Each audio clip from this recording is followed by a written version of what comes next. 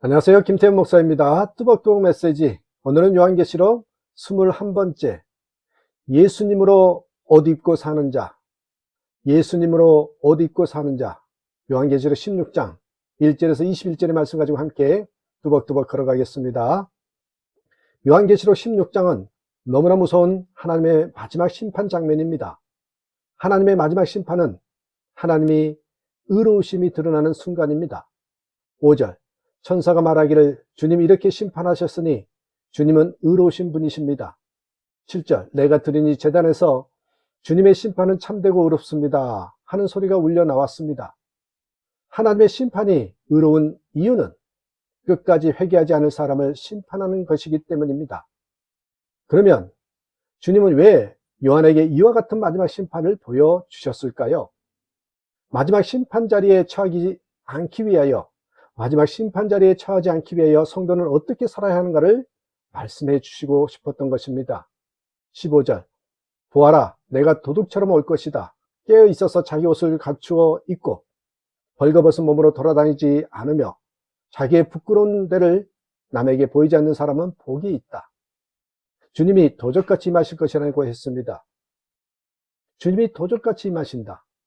6.25 전쟁이나 일본 대지진처럼 도저히 예측하지 못한 순간에 주님이 재림하시고 심판이 임하신다는 것입니다.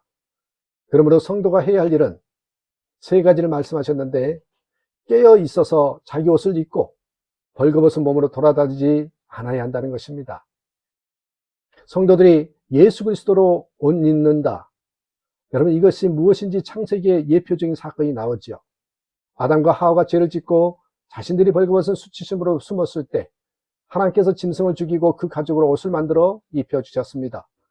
아담과 하와의 벌거벗은 것을 가려준 가죽옷은 바로 예수 그리스도를 예표하는 것이었습니다.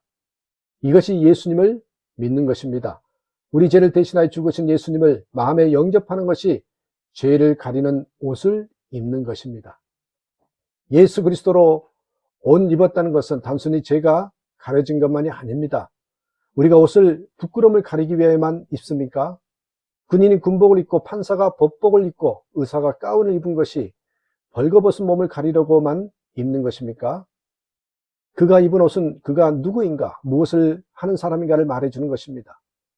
그러므로 예수님으로 옷 입었다는 말은 사람들이 볼 때 예수님으로 본다는 것입니다. 어느 성도가 장교 시절 회식 자리에서 지휘관의 칭찬을 들었답니다. 근무도 잘하고 성적도 좋은 것에 대하여 말하다가, 근데 더 좋은 것은 예수 믿는 사람은 유별난데 너는 우리와 별로 다르지 않은 것 같아서 좋아. 네가 예수를 너무 세게 믿지 않는 것 같아서 참 좋다고 그렇게 말하더랍니다. 그 말에 주위 사람들도 다 고개를 끄덕이더랍니다. 그 칭찬에 이분이 충격을 받았습니다. 지휘관의 말은 한마디로 자신이 예수 믿는다고 하지만 사실은 예수 안 믿는 것 같다는 말이라고 느꼈기 때문입니다. 이 사람이 예수님으로 옷 입은 사람입니까? 아닌지요. 예수 믿었으니 죄 사함은 받았어 라고 믿기만 하는 것 아닙니까? 로마서 13장 14절에 오직 주 예수 그리스도로 옷 입고 정욕을 위하여 육신의 일을 도모하지 말라. 예수님의 옷을 입고 어떻게 정욕을 따라 살 수 있다는 말입니까? 예수님을 믿으면 우리가 어떻게 되는지 주님께서 분명히 말씀하셨습니다. 요한복음 15장 5절. 나는 포도나무요 너는 가지라.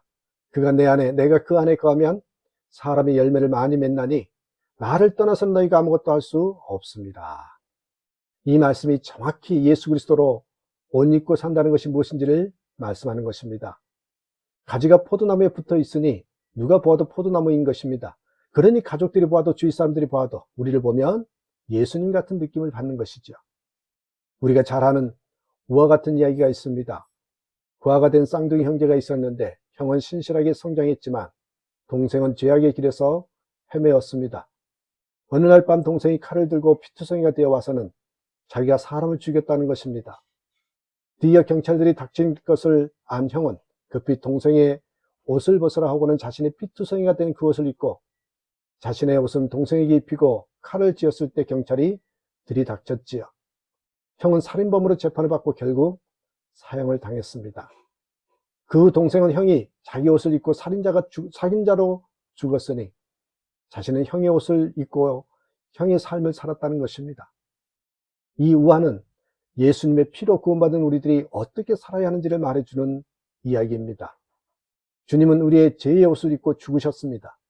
그리고 우리는 예수님으로 옷 입고 살게 해주셨죠. 사람들이 우리를 보면 예수님을 보는 것처럼 사는 것입니다. 어느 대학원 제자훈련 수료식 때 간증한 전도사가 이렇게 말했더랍니다. 누군가가 당신의 매력은 무엇입니까? 라고 묻는다면 저는 제 안에 계시는 예수님입니다 라고 자랑스럽게 대답하는 것. 여러분의 매력도 예수님이십니까? 이것이 예수님으로 옷 입고 사는 자의 모습입니다. 저와 여러분이 그런 모습으로 사는 하나님의 자녀들이 되시길 주님의 이름으로 축복합니다. 감사합니다.